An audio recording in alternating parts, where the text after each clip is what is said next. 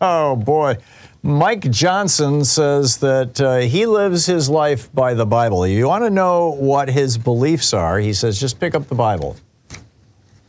Seriously. He said, well, he was asked about it. People are curious, what does Mike Johnson think about any issue? And he says, well, go pick up a Bible off the shelf and read it. That's my worldview.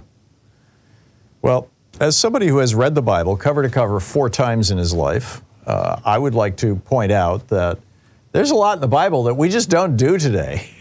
We don't want to do today. I mean, you know, according to the Bible, it is a crime to wear clothing made out of 2 different kinds of fabric. You say, wow, you know, nobody takes that seriously. Well, actually, there's a lot of people who take that seriously. The Orthodox Jews will only wear cotton or only wear wool. I mean, you know, it's just, they don't mix their fabrics. You're not allowed, according to the Bible, you're not allowed to eat shellfish. No more lobster, no more crab, no more clams. According to the Bible, you're not allowed to eat pork. No more bacon. I don't know if Mike Johnson is doing these things. According to the Bible, when children are uppity, you're supposed to stone them to death. According to the Bible, if somebody rapes a woman and she becomes pregnant, then he has to marry her rather than being punished. You know, according to the Bible, you can have sex slaves. You can buy them. I mean, this is Mike Johnson's worldview, really? What are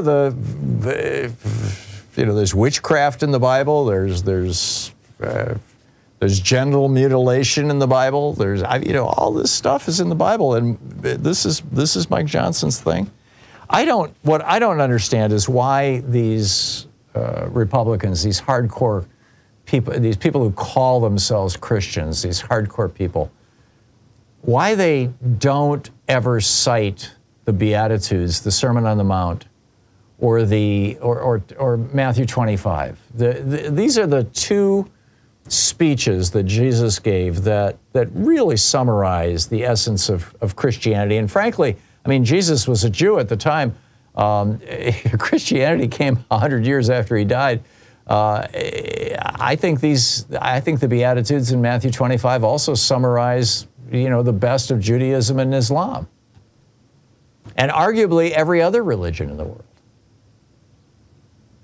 Love your neighbor as yourself. The meek shall inherit the earth. Be good to others. Feed the poor, feed the hungry, clothe the naked, house the homeless, heal the sick. This is basic stuff, but you never hear this from Republicans. They're not telling you, oh, Jesus, informs me, my Christianity informs me that we really need to make sure that there aren't any hungry people in America. Well, there's millions of hungry children in America right now. How do Christians square that?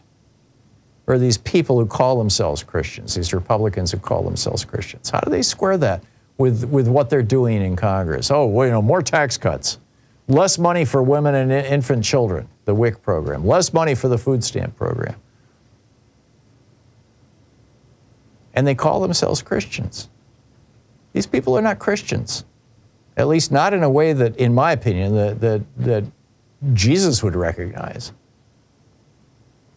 I mean, supporting the gun industry, saying that after a dozen or so people are slaughtered in Maine, that oh yeah, well, the appropriate response is prayer. We shouldn't have any laws. We don't need to do anything about guns, because it's not the guns that are the problem. After all, people are still being killed by driving cars, says Mike Johnson, says MAGA Mike.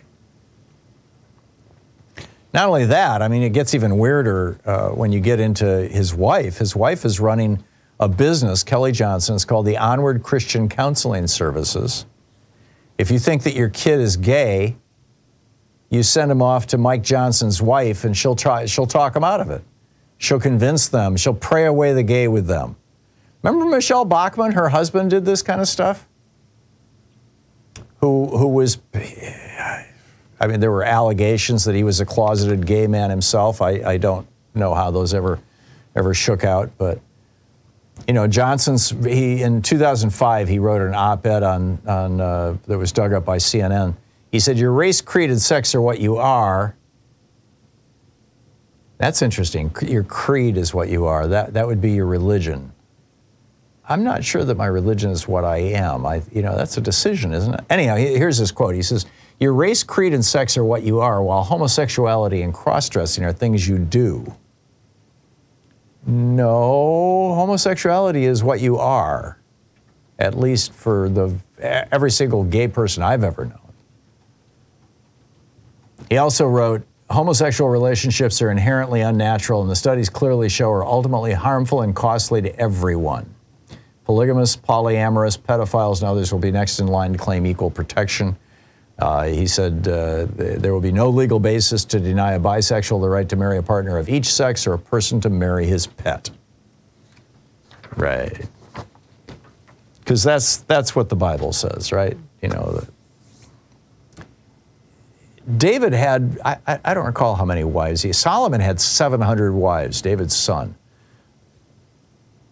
Is this how, how we're supposed to do it? Gee, I think I'll go out and get myself a couple hundred wives. I don't think so.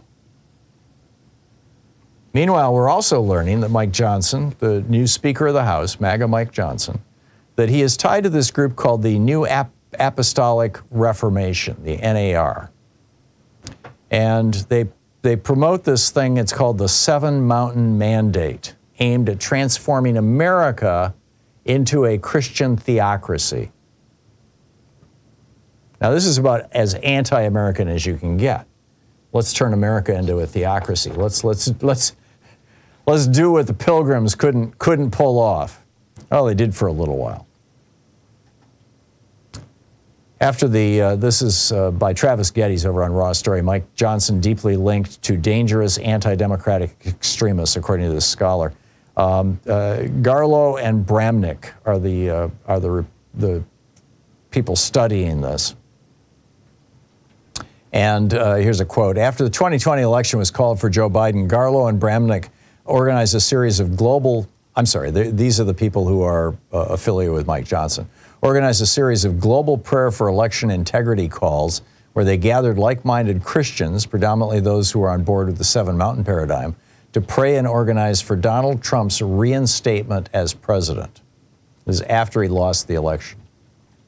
Political schemer Steve Bannon, future far-right Pennsylvania gubernatorial candidate Doug Mastriano, Christian Nationalist Workshop leader Sean Fucht, and former general and conspiracy theorist Michael Flynn all joined at least one of these calls, making them the central interface between the grassroots Christian nationalist forces angrily mobilizing on Trump's behalf, on the one hand, and the planners and orchestrators of January 6th who intended to channel their rage towards specific objectives on the other. This is a quote from Johnson, this Southern bat from. This is remarkable. Johnson also has close ties to the Christian Center Shreveport back home in Louisiana, whose pastor Timothy Carskaden spreads the extremist theology of Dutch sheets. A major apostle in the movement who claims the Bible teaches that the government should do the church's bidding. And by the way, he had a direct line to the Trump administration. These bizarre multi-hour meeting at the White House that brought Trump administration officials together with Dutch sheets. It took place on December 29th, 8 days before the attack on the Capitol, 2020. Well, 2021 was the attack. Johnson echoes the NAR's language of spiritual warfare to describe his role in Congress. There is no contradiction in observing that Mike Johnson is both a mild-mannered, courteous, conservative evangelical Christian and a politically extreme ideologue, Taylor wrote. He has surrounded himself with some of the most dangerous anti-democratic Christian leaders in the country, the same people who theologized the January 6th insurrection and offered them his public support and praise. Is there any doubt to which flock he belongs? Yeah, I'd say there's no doubt at all.